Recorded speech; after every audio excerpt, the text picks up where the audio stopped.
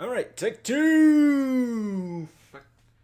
I'm trying to do as much of this in one take because Audacity is not working right now. It doesn't want to record my fucking Blue Yeti. And this is annoying. So I'm having to use my editing software, and there's no real way to clean my audio here, so I'm just gonna be like, okay, I just gonna have to say fuck it to the whole thing right here. So the only real time I'm just gonna be stopping the audio is just if I fuck something up. I would just fuck something up and I'd be like, okay, stop, cut, you know, like this a stupid dramatic pause. And my fucking script pulled out in front of me, god damn it. Either way, today we're actually starting off with a new series I'm trying to get started. For weeks I've been trying to think of how I would get this started and who I'll start with. But today we're starting it with Robobuddies, a reviewing channel for animated shows and movies, at least as far as it seems. And sometimes in between breaks she'll release some gaming videos.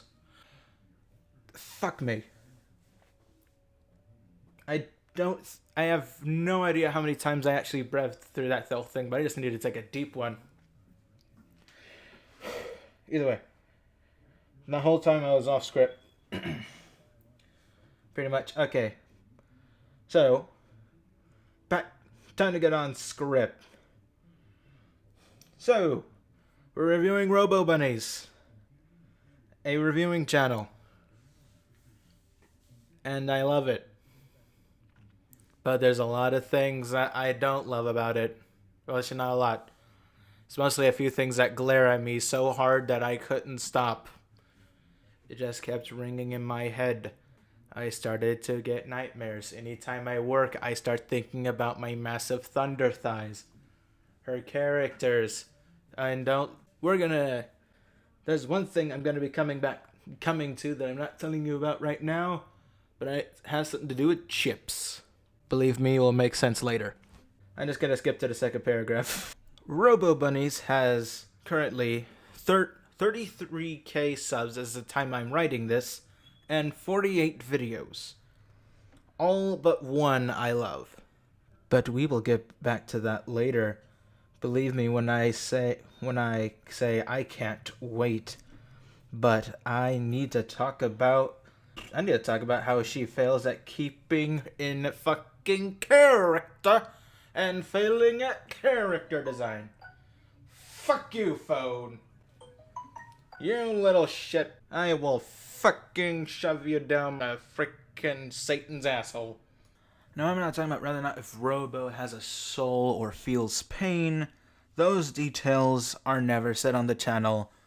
Except for maybe in a Let's Play, but I haven't seen it because the only Let's Play I haven't seen is about an anime game. And the only anime game I'll ever even try to consider watching is this Dragon Ball because I like looking at big buff dudes punch each other in the fucking sky. Okay? I love playing that shit. Get up. Get the fuck away from me. Meh. So back to the point. In the Steven Universe rant, at the end of the video is a line she said, "It's time to shed my mortal coil." For those that don't know, mortal coil is the poignant term for the troubles of daily life and the strife and suffering of the world. It's used in the sense of a burdened to be carried or abandoned.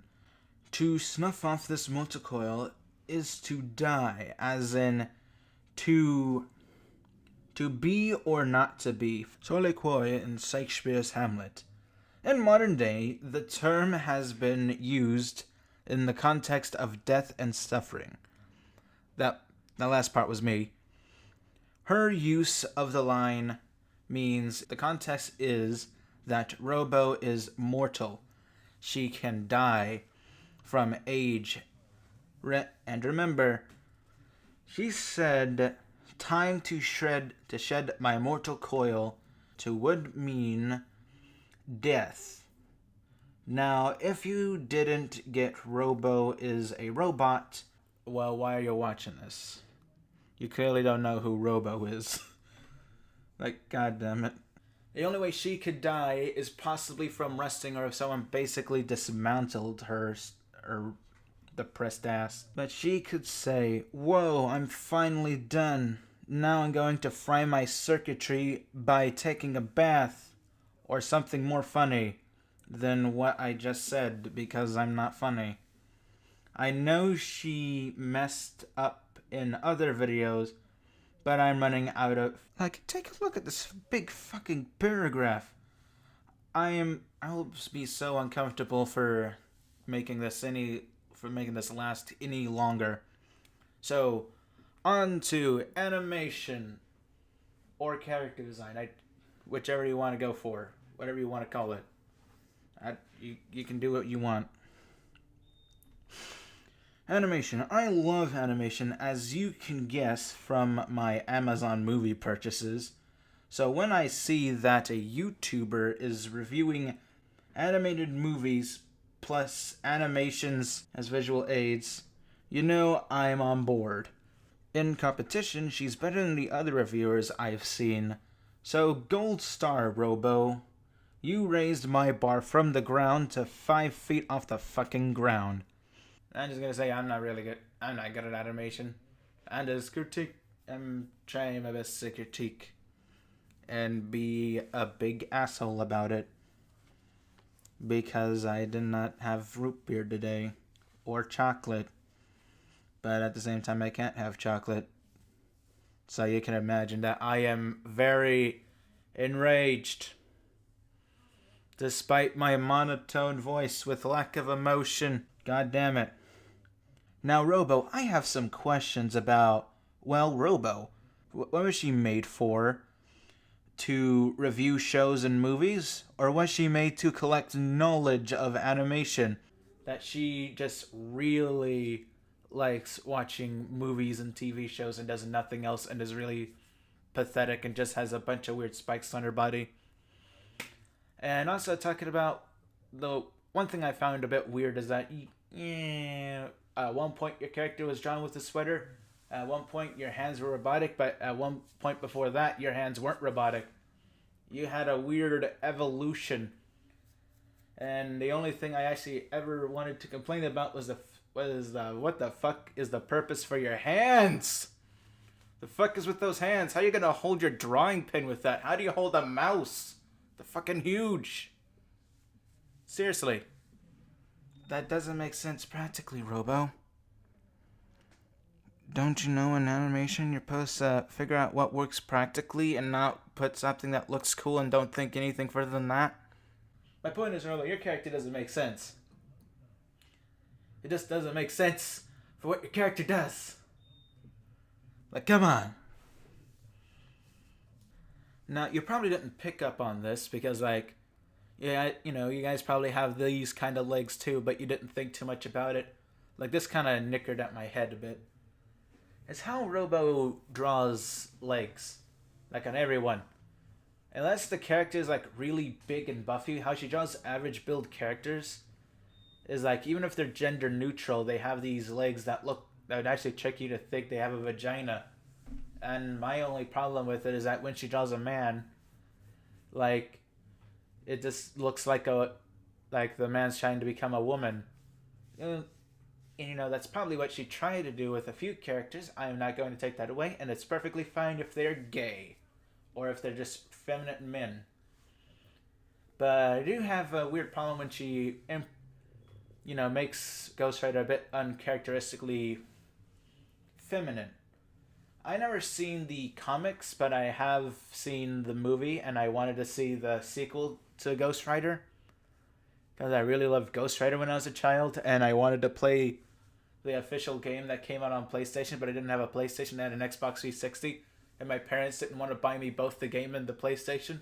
I played it once, and I wanted to play it because it was so fucking fun. Like, goddamn, that game was, I guess, the tits with fries, I guess. I have no other expression for that. The fucking tits with fries. So, I was just, You know, it was a little bit bothering to me because I got some massive thunder thighs here. I was born with these thunder thighs. And I know when I look around in Texas, she's in Texas, I'm in Texas. You can barely ever see a man with thunder thighs so thick that it looks like he's about to be part feminine and has a vagina, a mangina. Like it just kept ringing in my head as I watched the video I watched the most from Robo. I love it because I was trying to figure out why she does these things. Like, come on. Men being drawn femininely, unless the character is to be feminine, I don't get it. I wouldn't get it. And I know I just went on a very long tangent about some fucking feminine male legs. And I probably look like a homophobe, like a stereotypical Texan hanging out in the south side of Texas, trying to yell at a Mexican for being a Mexican. But, you know, I shouldn't be trying to guard myself this much. This just looks bad on all levels. Fuck it. Either way, I'm pretty sure that's all I've tried. Yeah. Here's the part where I get a bit dick sucky. Robo, you are literally one of my top 10 most beloved YouTubers. Mostly because, like, a little bit of you is a bit adorable with that somewhat depressed nasally voice and how you act around your friends. It's funny and adorable to me. She is right below another adorable YouTuber in my like. If I had to make a top 10 for most beloved, it should be right below Pokey Senpai. I fucking love Pokey Senpai. She's so fucking adorable. This is fun. What the fuck was with you with those fucking chips, Robo? Like, god damn it. Like, you went on stream for the entire amount of 8 minutes in total, I think, maybe 10, complaining about how one man said to not eat some fucking chips. I can probably guess only at max 3 people are complaining about you eating chips. What the hell? You act like if he grabbed the chips, took a shit in it, and then said, "You're gonna fucking eat this," and he pulled a gun to your head and said, "You're gonna fucking eat this, you little piece of shit." You acting like he did that to you. Like, seriously. Let's see the clip. I'm just eating chips, goddammit! Why are you being so fucking rude about it? Jesus Christ! Hey, you! Get back to your set! I can eat chips, goddammit! I'm fucking hungry.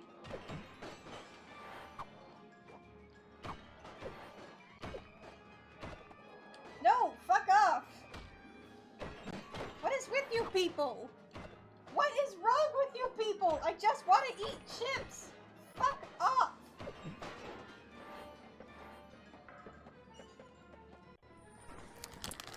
You know what? Fuck. How does that sound? Fuck off!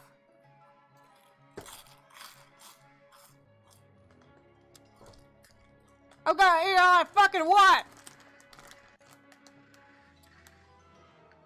Fuck you, Butcher! Why the fuck do you... Fuck you! I'll eat what I fucking want, Butcher! God damn it! Now I dropped my fucking chips! God damn it! Fuck you! Fuck you!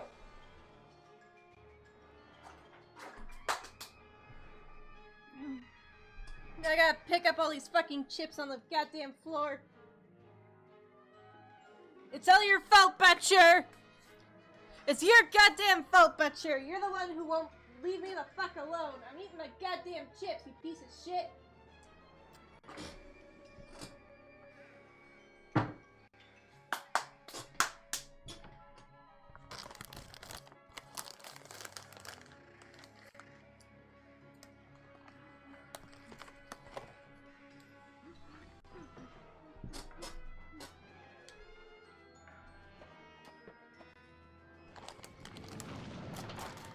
Your respect means nothing to me, Betcher.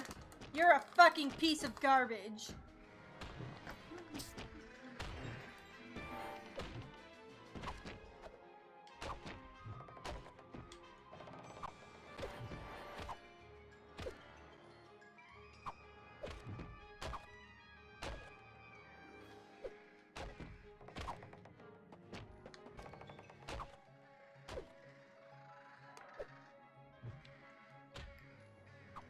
Oh wow, how dare I? How dare I eat food? How dare I eat shit when I'm hungry?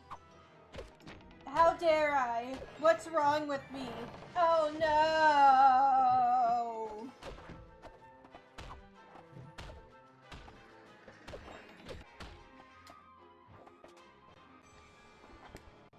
You know what? You know what? Might have lost most of my chips, but guess what, fuckboy? I also have M&Ms that I brought in! Hell yeah! I'm gonna eat these M&Ms. Specifically because you keep telling me not to eat.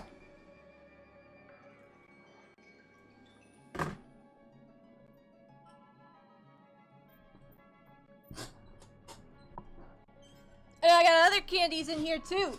Now I'm gonna eat them all, and I'm gonna fucking enjoy it. Fuck you.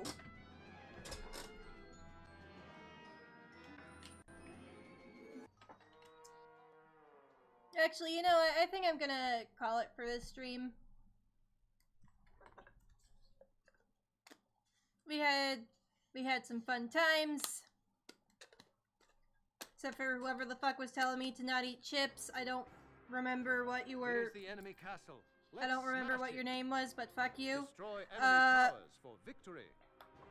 So yeah, we'll see you later. I'm loving the chips, Betcher, you pathetic piece of garbage. Ah, yes, I should shut up donations. Alright. Everyone have a good night, except for you, Betcher. Fuck you. I'm going to love my chips. Forever and ever. Bye-bye. Wow, you've actually made it to the end of the video. Do you want something nice? Do you want cookies? I don't know. I will like to say that this was a surprisingly long thing to make. I didn't expect it. I didn't expect myself to go this hard. Like, I had to edit so much audio. Like, okay, it only took so long because, like, okay, my eyes kept starting to hurt too much. My editing software is vague. If I remember correctly, it's Vegas. Fuck. It was Vegas something Platinum. Oh, right here. Movie Studio Platinum 13 by Sony. Yeah. So that's a thing. And for some reason, it just, looking at doing this thing has been burning my eyes. This is the longest edit I ever had to do so far. I'm pretty sure the editing would equivalent is the equivalent of a day, or probably just half of a day. I haven't really been keeping track of time. I did a stream of the first of literally when I just started editing, and now it looks completely different. I'll take a screenshot and show it up on the screen, which is another bit of editing. So if anybody actually watched this, thanks for watching. Thank you for looking around. And as much as it still sounds that I may hate Robo, I actually love Robo. And that last bit was, I don't know, something just fun for me to throw in there, and all that. I'll make sure to throw some I actually did find that I like from her, because I obviously had to check her DeviantArt to find some more art stuff that involved them thick, manly thighs. But yeah, she makes good art. And I recommend going to her little raffle thing, even though I hate raffles. raffles for commissions. If you feel that it's worth it, then it's worth it to you. And I also will take this time to recommend 2 videos, if I can remember them. Steven Universe, the one obviously the one I showed, and Troll Hunters, I believe. Yeah, I should definitely Troll Hunters. One's a series and one's literally 40 minutes long, but they're fun 40 minutes. And a fun series to watch because Robo just tries to tear up a new asshole and those things, and it's quite frankly a little funny or interesting. Whichever you think it is, I don't care. Either way, I'd like to thank all of you sexy coffee beans for watching today's thing. And drink lots of coffee and bye. I'm going to just enjoy my eternal rest. At least until the next video.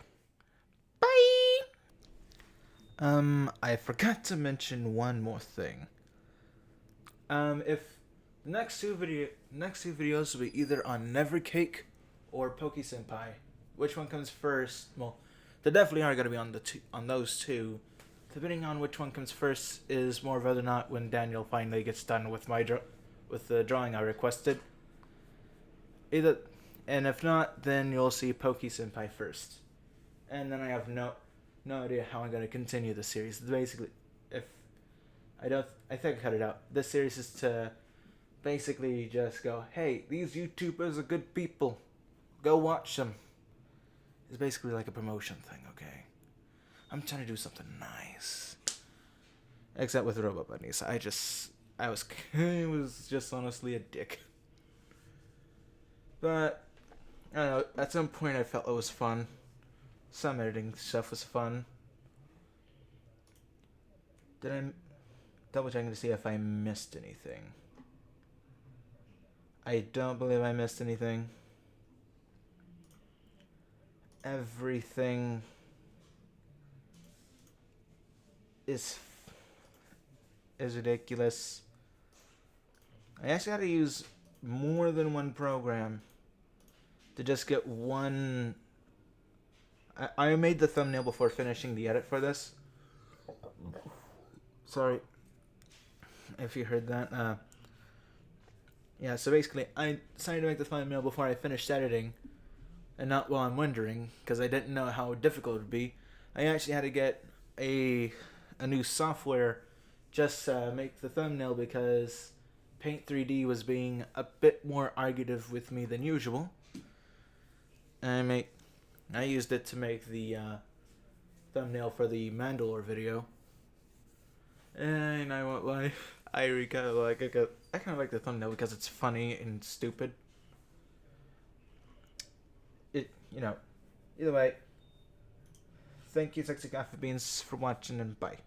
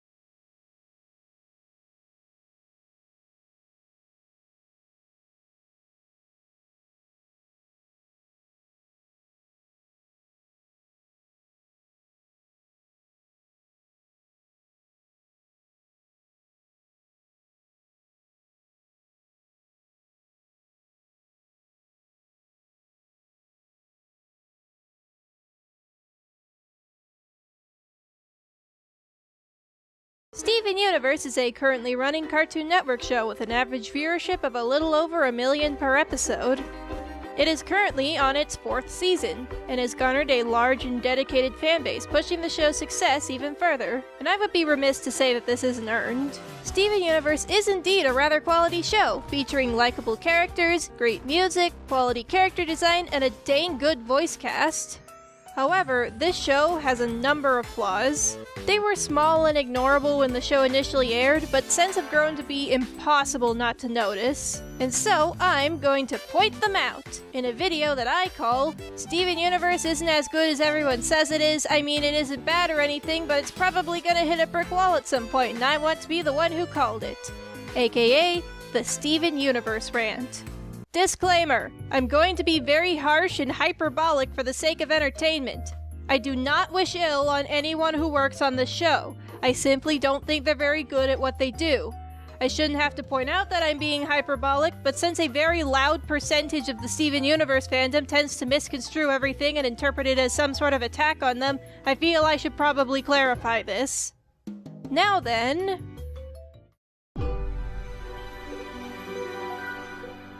Okay, that was an exaggeration. The composition is not bad. Bad composition would be something like the 2016 Berserk. Impossible to read, confusing, and overall unappealing. Steven Universe isn't this bad. I can tell what's going on just fine. It's perfectly functional, but there is a fundamental difference between being functional and being good, and Steven Universe composition is not by any stretch good. A truly great storyboard artist would know how to frame a shot in such a way that it's not only readable, but conveys a feeling.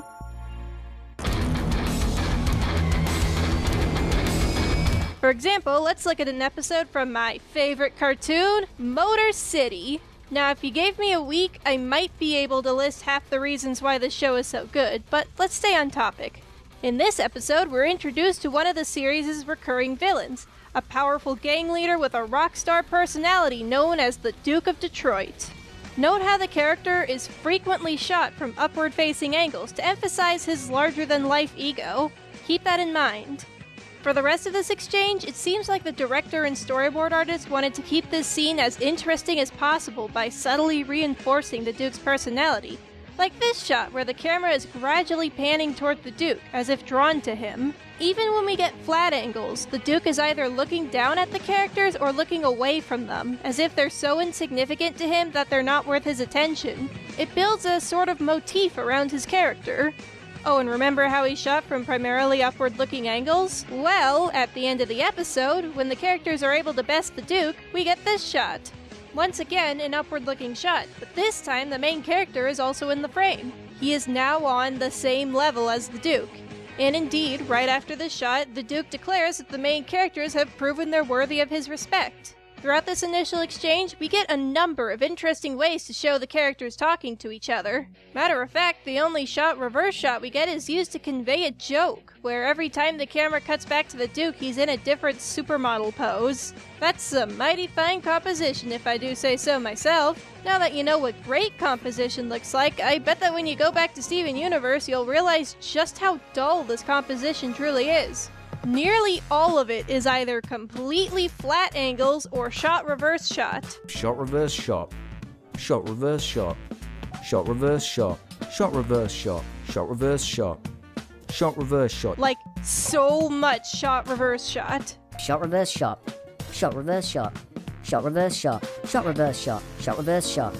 Shot reverse shot. Like, so much shot reverse shot. Shot reverse shot. Shot reverse shot. Shot reverse shot. Shot reverse shot. Shot reverse shot. Shot reverse shot. Like so. Shot reverse shot. Shot reverse shot. Shot reverse shot. Shot reverse shot. Shot reverse shot. Shot reverse shot. Shot reverse shot. Shot reverse shot. Shot reverse shot. Shot reverse shot. Shot reverse shot. Shot reverse shot.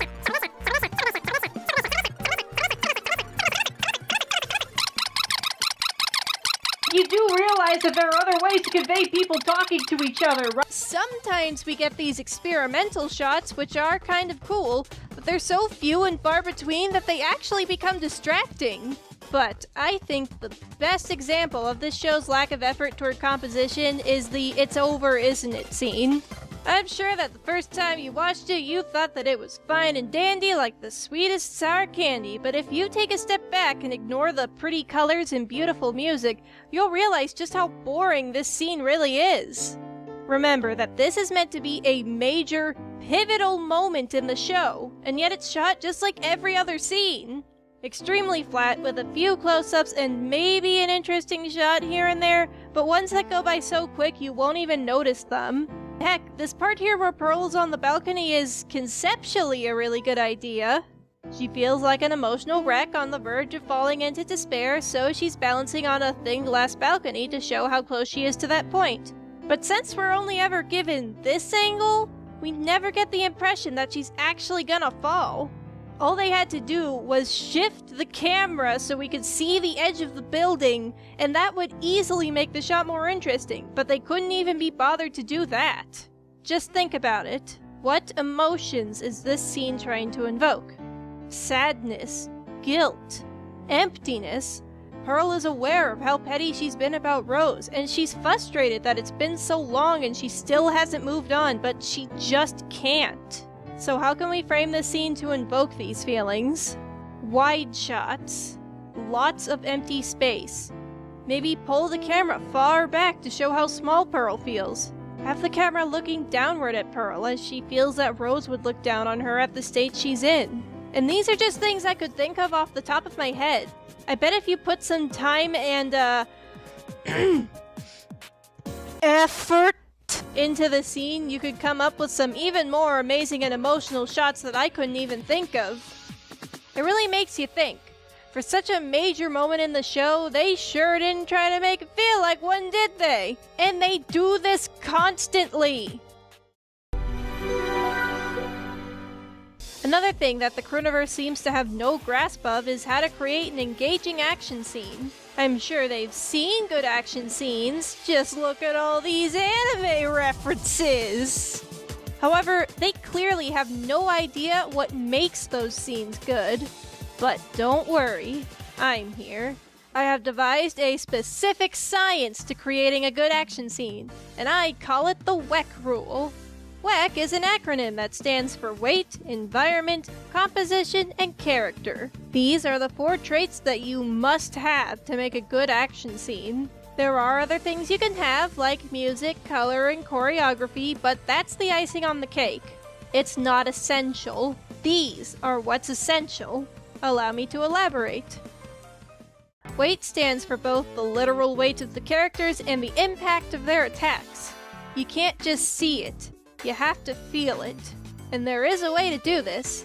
First off, through the speed of the characters. Typically, heavy characters will move slowly and lighter characters will move faster. Makes sense, after all, the heavier something is, the harder it's gonna be to move. But did you know this can also be used to convey the power of an attack? If an attack goes by super fast, it's not going to register as much. Meanwhile, a slower moving attack will give you ample time to process what's going on. And that is how you create a feeling. Even if the attack is supposed to be going by fast in universe, you can use slow motion to give it that build-up. Other things you can use to create this feeling is environmental feedback. That is, showing what the attack does to both the person receiving it as well as the environment they're in order to show how powerful the attack is. For example, say you have one character swing at another. The other character is able to duck out of the way, causing the attacker to create a hole in the wall. That allows the viewer to see how powerful the attack was and can give off the feeling of, oh crap, it's a good thing that didn't hit me. Even if it's a weaker attack, you can still leave little scratches and grooves in the wall. When hitting the person, depending on how far they fly back, also helps to illustrate the power of an attack. The more recoil they get from the hit, the more powerful it was. Attacks can also cause items to be knocked around, create craters, make rocks and tiny items fly around, and you can't go wrong with big, billowy clouds of dust. And don't forget the timing! Timing is the most important aspect to creating a feeling of impact. To illustrate this, look at this little animation I made. If you have one person punch another and you use the exact same amount of frames for every part of the action, it's gonna look kinda weird. However, if you remove some frames from the end and add some frames to the beginning, bam! Are you feeling it now, Mr. Krabs? Finally, cement the scene with some editing tricks. If an attack is especially powerful, give the screen a little shake. Maybe add a flash on the screen when a character punches another if you have a lower budget, as this is a cheap but effective way of creating the feeling by causing the audience to flinch. And don't you dare forget that sound design! All those other aspects alone are great, but throw in some satisfying and well-timed sound effects, and it puts the sequence on a whole new level. There, I'm in. The pulse is online. The trigger should be up there next to you.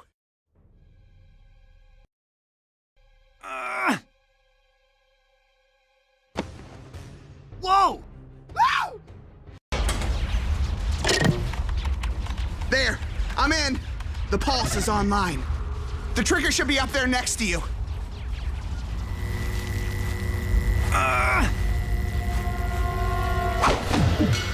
Whoa!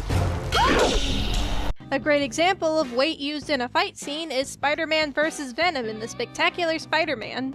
Note how, thanks to Spider-Man's smaller stature, he's able to dart around Venom and inflict more damage. Meanwhile, Venom, who is much larger, moves a bit slower but leaves a heavier impact with every punch, illustrated not only by showing Spidey fly backwards, but by adding a satisfying sound effect and shaking the screen ever so slightly.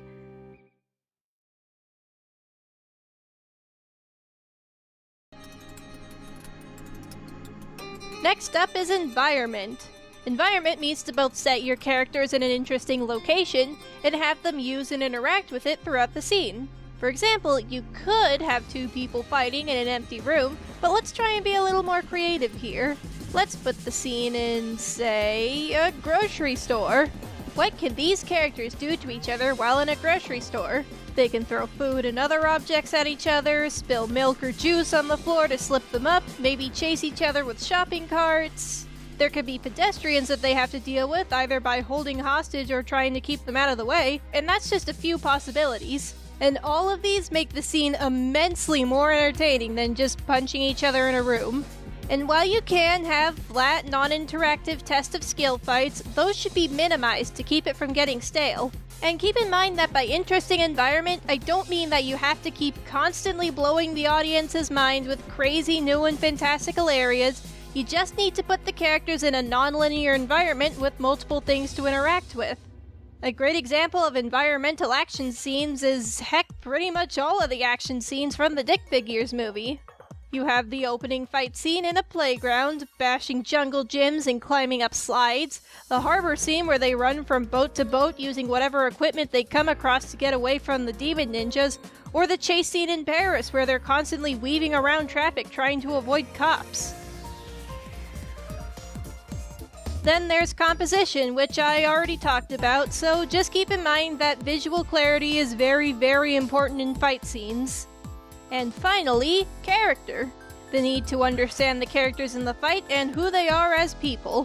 When devising an action scene, you must always make sure to have the following questions in mind. What are these characters' skills? What are their personalities? And what is their goal in this scene? A good action scene will answer these questions without words. To elaborate, skills means both their superpowers and just their regular physical skills. For example, if you have a character that knows how to fly, then they're probably going to want to try to fly in a chase scene. And if you don't want him flying during your action scene, then you have to make sure that you give a reason as to why he can't. Otherwise, the audience will keep asking themselves, hey, why isn't he flying? What are their personalities is very important because it'll dictate how they act during the scene. If they're particularly hot-headed, then they might want to drop what they're doing and just fight whoever's after them. If they're super cowardly, then they're probably gonna want to run and hide or try to reason with the guy, basically just do whatever it takes to not have to fight. And you gotta keep these consistent too. For example, if the cowardly person decides to just drop everything and fight what's chasing them, well, that won't make a lot of sense to the audience, so you gotta give a motivation for it.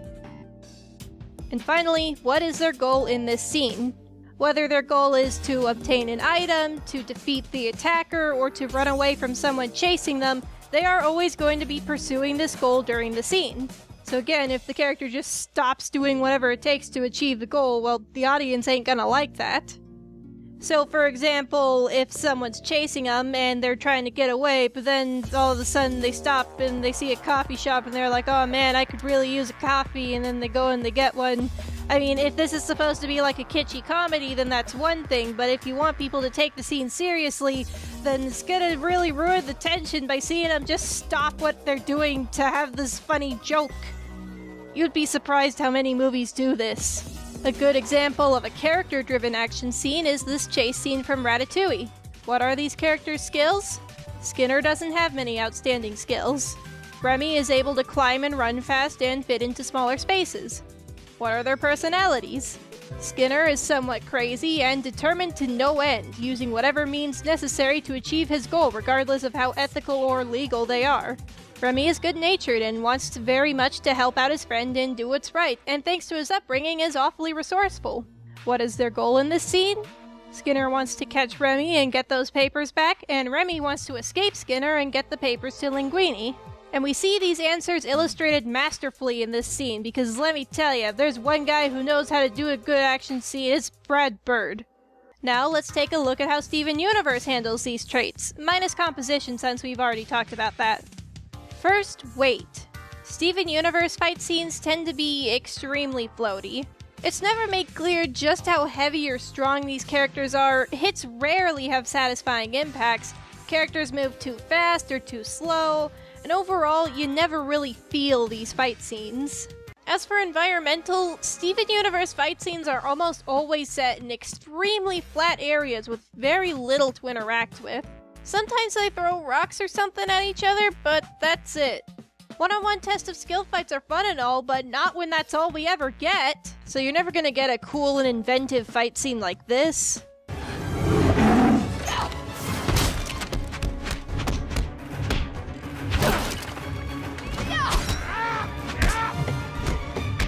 Or this.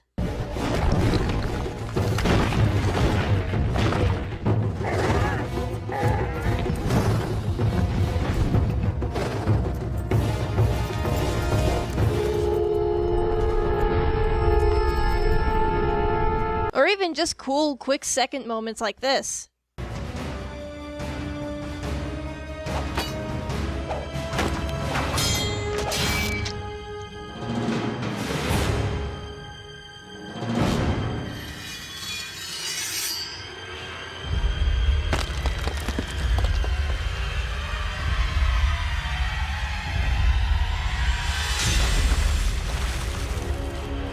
Just different places for people to punch each other in. Oh look, now they're punching each other in a green room. Oh, now they're punching each other in a blue room. Oh, now they're punching each other in a canyon. Wow. Are you starting to get what I'm saying here? I mean, you know you're fucked when even my mortal nemesis troll hunters did a better job at this. And character. In terms of character, Steven Universe gets it half right. Their personalities, goals, and motivations I'll check out. However, one thing the show constantly screws up is keeping track of the characters' abilities, strengths, and skills. Writers will constantly forget certain moves that the characters have set up, and this leads to numerous plot holes. The most famous example of this was the arc where Peridot was on the loose and the Gems were trying to capture her. There's this one shot where Peridot's flying away, and during this scene I couldn't help but think, hey Pearl, you know how you shot lasers out of your staff that one episode? You want to try that? Hey Garnet, you know how you were able to shoot out your gauntlets like rockets in that one episode and in that official app game? Want to try that? Hey Amethyst, you know how you frequently integrate shapeshifting into both combat and everyday activities?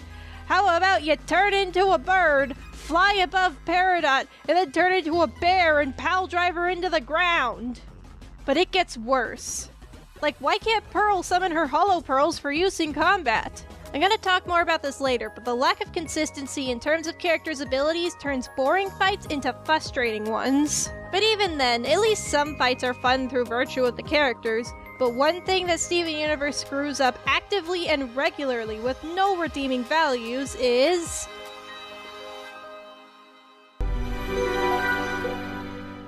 This is one of the biggest and most recognizable flaws of Steven Universe. The fact that characters are frequently drawn off model with no consistent heights or proportions. Now, right away, I want to dispel the argument that this was a stylistic choice. Stating that constantly drawing characters wrong is okay because it's a stylistic choice is like saying it's okay to draw your shitty anime characters with weird pant legs and arms constantly behind their backs because it's a stylistic choice. It's not something unique to be celebrated. It's lazy and it's unprofessional. I mean, for God's sakes, it is an animator's job to make sure that characters are constantly on model and proportional. These people aren't even doing what is required by their job. It'd be like if you hired a cameraman, but instead of bringing a professional grade camera to film the film with, it was just his shitty phone camera, but he still wanted to be paid the same amount as a regular film guy. Give it all you got. Can't stop love, keep moving. Give it all you got. Give it all you got. Dance, dance, dance, get on it, take it to the top. This is the kind of stuff we constantly made fun of Sonic Underground and Korra Season 2 for, but here it's okay? No, it's fine, it's just a stylistic choice. It's super cool, it's stylistic, it highlights the imperfections in the world. There's nothing wrong here, it was just the style. They were being experimental this episode, you gotta give them credit for that. But what about Flapjack or Adventure Time? They do the same thing and it's fine there. Well, the reason why it works for these shows is because they're episodic comedies with a heavy emphasis on surrealism. So you could argue changing things around is part of the experience. Steven Universe did try surrealist humor once, and it was one of, if not the most universally hated episode in the entire series. Apart from that episode, Steven Universe is supposed to be a down-to-earth and plot-driven show. So the lack of consistency makes zero sense, serves no purpose, and can even be extremely distracting when watching a scene that's supposed to be taken seriously. What's even worse is that the lack of consistency isn't just in the visuals, it's everywhere. For example, in one episode, Amethyst implies that she's been to multiple human concerts and parties, and yet in a later episode, she's just as clueless as to how parties go as the other characters. Lapis seems to understand pretty well how TV and technology work, and yet when Peridot was Skyping with Steven, Lapis thought Steven was trapped in the iPad. Peridot can build attack drones and a gem drill, but she can't build herself new limb enhancers? Lapis is able to fight off all three of the crystal gems and Lion and hold up the entire ocean, all while sporting a cracked gem, and yet she can't fight off Jasper when the ocean is right there? She even fought off Jasper with no problems later on, but right here she can't? They can track Peridot with the use of her escape pod, but there isn't anything in the giant spaceship they crashed that could help them track Jasper? Garnet said in an episode that she couldn't tell Steven why he couldn't go to the walker because that would make him want to go more? What? What? What? I'm pretty sure if you told Steven Blue Diamond was there, he'd be like, oh really? Then I won't go because I understand that this is very dangerous. Even if Garnet told Steven and he did still want to go, Garnet could give him future vision like she did 3 other times so that Steven would see the possible futures where everyone gets shattered or where Greg gets kidnapped, and then be like, okay, yeah, that's clearly not worth the risk. Problem solved! So let me get this straight. Jasper can survive being beaten into submission, thrown into a generator that then blows up, and an entire spaceship the size of Beach City crashing down on top of her. But when a sharp piece of metal stabs her, she poofs? Are you seriously telling me that the entire Malachite and Jasper arcs could have been avoided if just a little piece of shrapnel from the ship poked Jasper? Lars and Sadie's relationship is just, it's so poorly handled. Oh my god. It's like every time you see them again, they reset because every episode pertaining to their relationship is the exact same over and over again. Oh, Sadie needs to learn how to be honest about her feelings, and Lars needs to learn to open up and stop being a jerk. Wow, how interesting! Can't wait to see them learn that lesson again! Oh my god, my throat. Now, at this point, I bet you're wondering, hey, isn't there just one episode where the characters are consistently on model, the fight scenes are engaging, and the composition is well thought out? Well, yes, there is. Mindful Education is that episode. And you know why this episode looks so good all of a sudden? It's because they brought on Takafumi Hori as a guest animator. For those who don't know, Hori is a key animator working for Studio Trigger, who worked on projects such as Kill La Kill, Little Witch Academia, Summer Wars, and Space Patrol Luluco. Basically, he knows his stuff. And it shows. Just look at this episode. Wow! Amazing what this show can look like when it's being animated by someone who actually knows what they're doing, huh? And you know, I think I know the source of a lot of these problems too. And that problem is... Steven Universe wants really badly to have a story, but it's paced like an episodic comedy and plays out like one most of the time until suddenly a story element will ungracefully ram its way into the episode like the Kool-Aid Man. And that's one of the biggest issues here. A lot of these character inconsistencies I mentioned spawned from the writers wanting to make jokes without caring what they actually mean in the context of the characters, or in the context of what they've set up. This causes a lot of the characters to come across as really messed up. There's the famous "We kept Amethyst" for one thing, but then there's also Sadie essentially trapping Lars and Steven on a deserted island just so she could spend some time with Lars, and Ronaldo constantly displaying near homicidal behavior. This isn't an over-the-top comedy like It's Always Sunny in Philadelphia. The show wants us to take these characters seriously and see them as people, but when you do that, they come off as extremely unsettling, to say the least.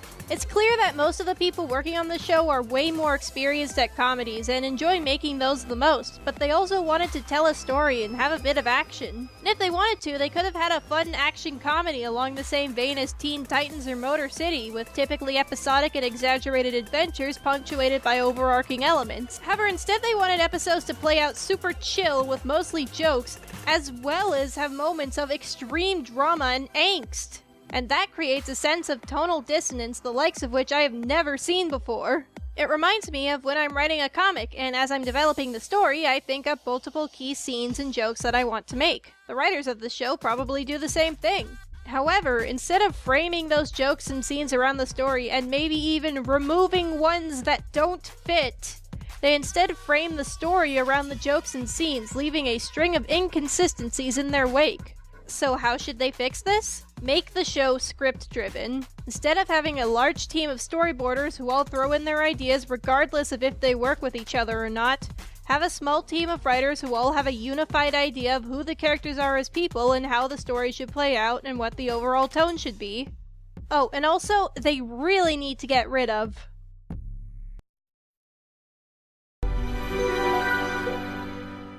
This leads to all of the later episodes devolving into boring, samey bullshit. Another episode of Steven screwing around in Beach City with some Randy. Another episode of Steven trying to have fun with a gem only to suddenly jump into dramatic character development. Another episode that has to contrive a reason for Steven to be able to see from someone else's perspective. It's boring! It's gotten to the point that if the show wants to have an episode even slightly unique and focus on someone else, they still have to shove Steven into the background, despite the fact that the episode would work just as fine, if not better, without him taking up screen time. I mean, just look at some fan favorites from other cartoons. Band Geeks, Root Beer Float Guy, Tales of Ba Sing Se. These episodes are so popular because they take a break from the usual protagonist and show other things happening in the world, expanding the universe and giving us a fun adventure we wouldn't have gotten from our usual main characters.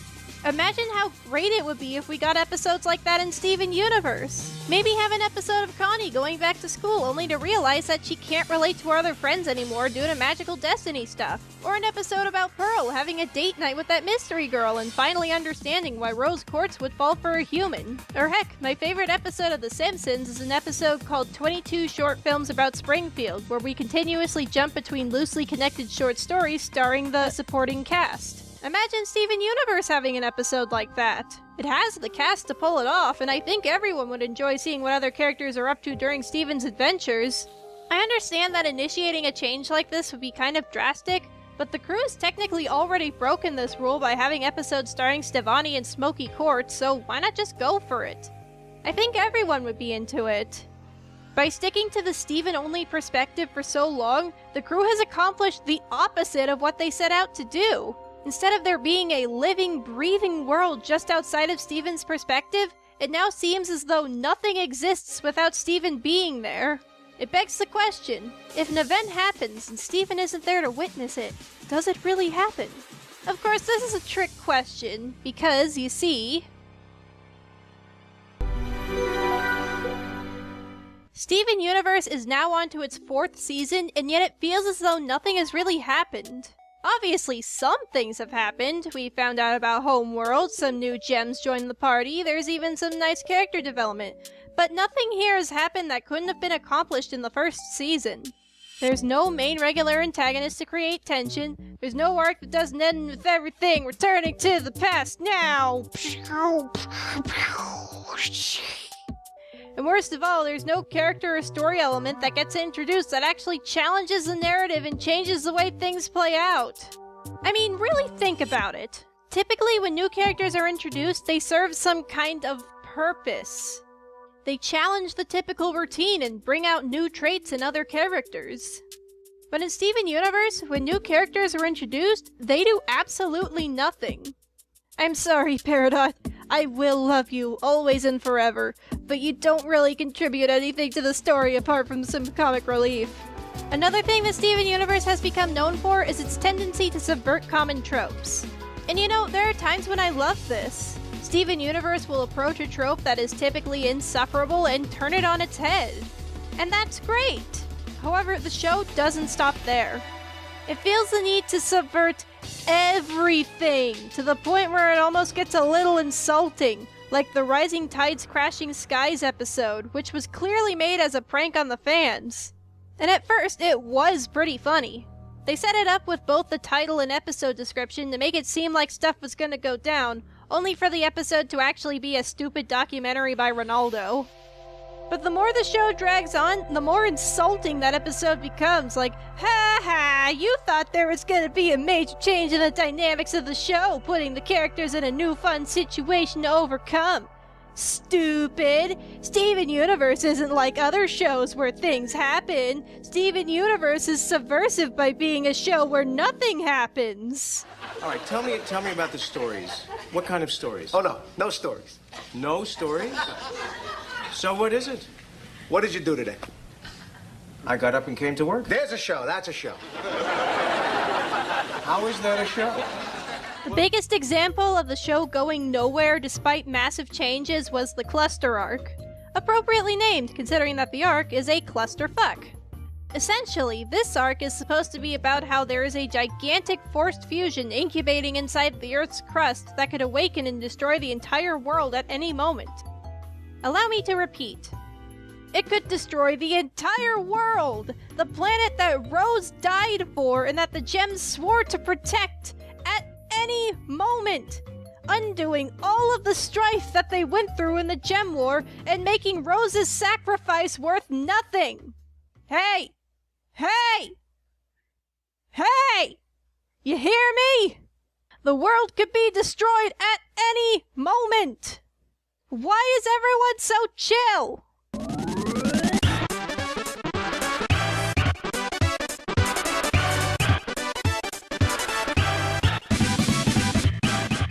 Everyone could die at any moment, and yet the gems decide to, just take it easy, be chill and friendly. Heck, Peridot addresses this, and Steve is just like, hey man, you need to chill out. Shouldn't this arc be tense and challenging?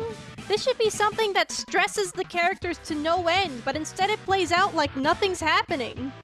It's almost like they knew that they would conveniently have enough time to build the drill before the cluster woke up. Like they read the script. What's that on the ground there? Is that the script? Nothing happens on the show. You see, it's just like life. You know, you eat, you go shopping, you read, you eat, you read, you go shopping. You read? You read on the show? And the worst part is, once it's over, nothing has changed. It's just business as usual on Beach City. I know that the real purpose of this arc is for Peridot's redemption, but it shouldn't feel like that. And honestly, isn't it kind of frustrating to see the actual interesting conflict pushed to the side to go through the motions of the most predictable redemption arc ever? And then they even throw in other episodes that have nothing to do with the arc. Like, yeah, it's nice to see how Ruby and Sapphire met and to see the show address how Steven grows up, but don't you think you should have saved this till later? If they had something to do with the arc thematically, then maybe, but they don't. They're just there. They could have happened anywhere at any time. So why shove them in the middle of what is supposed to be a tense situation? Now, a really good show will have the stakes and dynamic shifting around constantly, but even average shows try to change things up once in a while. No! Don't do it! Why not? Give me one reason why I shouldn't finish this traitor once and for all! Because he's one of us. He's what? I'm still a Kids Next Door operative. I always have been. Like, I know this is really stupid, but when I was a kid, this was like the biggest plot twist ever. In fact, many shows will introduce some sort of major change in the 4th season to spice things up a little. Super Robot Monkey Team Hyperforce Go! Had the characters go into space to chase down an evil worm. The 2012 Ninja Turtles also had the characters go into space. Slugterra did something especially cool by making the 4th season its own self-contained story, taking place in a new location with a new villain and focusing on the arc of a new character, all of which are exclusive to that season. It was a fun break from the usual, and when it was over I felt refreshed and ready for the next season. So what has Steven Universe done in Season 4? Oh? Nothing? The show doesn't even have a main antagonist. And yeah, I know Yellow Diamond exists, but I mean someone who is set up early on and poses a regular threat to the characters, not someone who appears sometimes and we're supposed to be intimidated by, I guess. Instead, the show decides to push things forward by giving the audience as little information as possible, but promising that maybe, someday, something will actually happen. I mean, heck, you ever wonder why most people didn't start watching the show until Jailbreak? Yeah, a lot of you is gonna say because of the song, and I'm sure that that is a big contributing factor, but I believe the reason people didn't start watching until then is because Jailbreak was the first time we got any indication that the show was actually going somewhere. Although considering what I've been talking about in this video, that was probably a gigantic lie.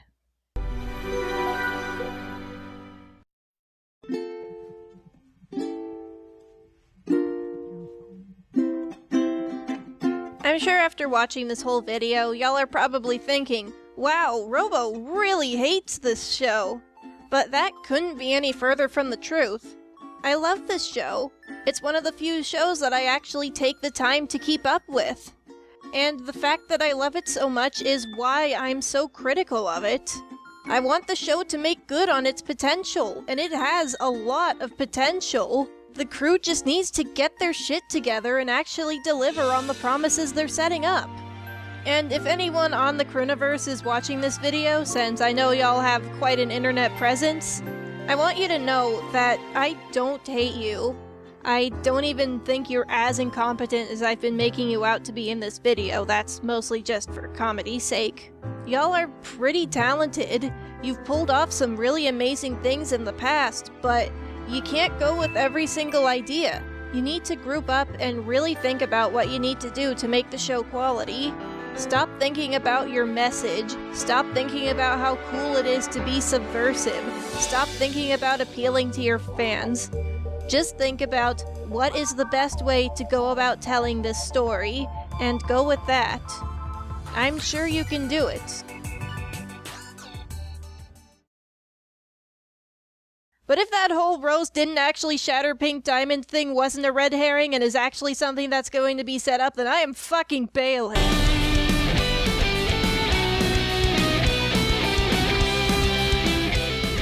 Oh my god, I actually finished it! Holy fuck! I'm going to die soon, so before I transcend this mortal coil, allow me to give a big, special, amazing god-tier thank you to TheMilanTooner, who did some last-minute audio editing for me when I lost a bunch of footage and I thought I was gonna lose everything, but then he was like, yo, I'll help you out, cause he's a super cool guy. He has a lot of videos on Thomas the Train, and he just finished this special that he'd been working on, like, since I met him. So, you know, if you're into that stuff, I definitely recommend checking him out. Anyway, this video was voted on by my patrons! if you would like the ability to vote for future videos, then go on that Patreon page, please. We are now introducing the new $10 tier, which, along with everything you'd get from the previous tier, also allows you 5 entries into the commission raffle, a verbal thank you at the end of every video, and you, your character, or a character of your choice, getting to be a background character during the animated segments of my reviews. Because I usually have animated segments, but I didn't this time, so that this video wouldn't kill me squared. Anyway, if you want to support the show outside of that, you can hit that subscribe and stuff, and my social media is in the description too. And okay, I think I'm dying now. Goodbye, everyone.